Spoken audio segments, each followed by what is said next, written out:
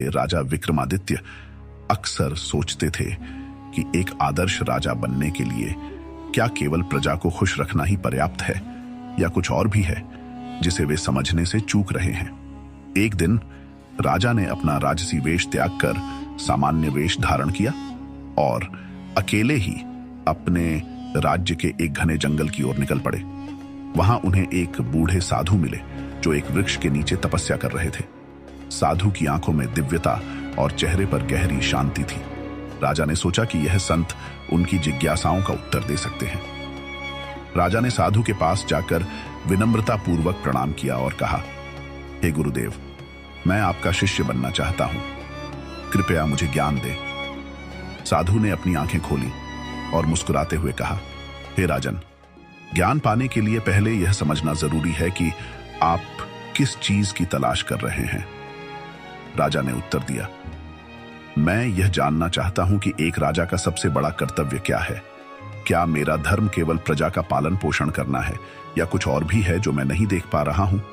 साधु ने राजा को जंगल के बीच स्थित एक गुफा में जाने को कहा। उन्होंने कहा, उस गुफा में तुम्हें एक बहुमूल्य रत्न मिलेगा, लेकिन ध्यान रखना, वह रत्न केवल उसी को प्राप्त होगा जो अपने लोभ और अहंकार पर काबू पा सके।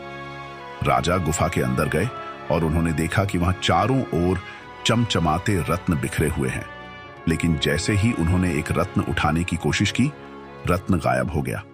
हर बार ऐसा ही हुआ। अंततः उन्होंने अपनी आंखें बंद की और अपनी इच्छा को त्यागते हुए केवल अपने कर्तव्य के बारे में सोचना शुरू किया। तभी एक दिव्य रत्न उनके सामने प्रकट हुआ। राजा ने रत्न साधु को सौंपा। साधु मुस्कुराए और कहा, तुमने अपनी पहली परीक्षा पास कर ली, अब दूसरी परीक्षा के लिए तैयार हो जाओ। साधु ने राजा को एक गरीब गांव में भेजा जहां लोग भूख से पीड़ित थे। राजा ने वहां जाकर अपनी शाही शक्तियों का उपयोग किए बिना उनकी मदद करने का वचन दिया। उन्होंने गांव वालों के साथ खेतों में काम किया, पानी लाया और उनकी समस्याओं को समझा। कुछ ही समय में गांव में खुशहाली लौट आई। जब राजा लौटे तो साधु ने कहा, तुमने अपनी शक्ति और धन का प्रदर्शन किए बिना उनकी सेवा की, यही सच्चा धर्म है।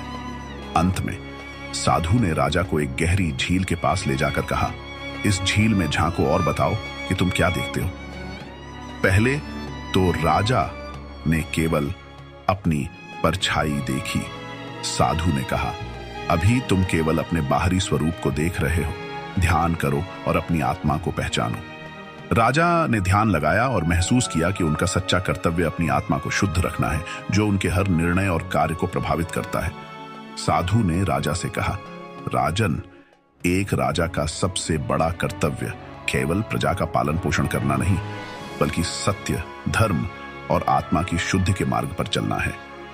यदि राजा स्वयं को जान ले तो उसका राज्य भी स्वर्ग बन जाएगा। राजा ने साधु को प्रणाम किया और कहा, हे गुरुदेव, आपने मेरी आंखें खोल दी। मैं अब समझ गया हूं कि एक सच्चे राजा का धर्म क्या है। यदि आपको कहानी पसंद आई हो तो चैनल को सब्सक्राइब करें दोस्तों। Thanks for watching.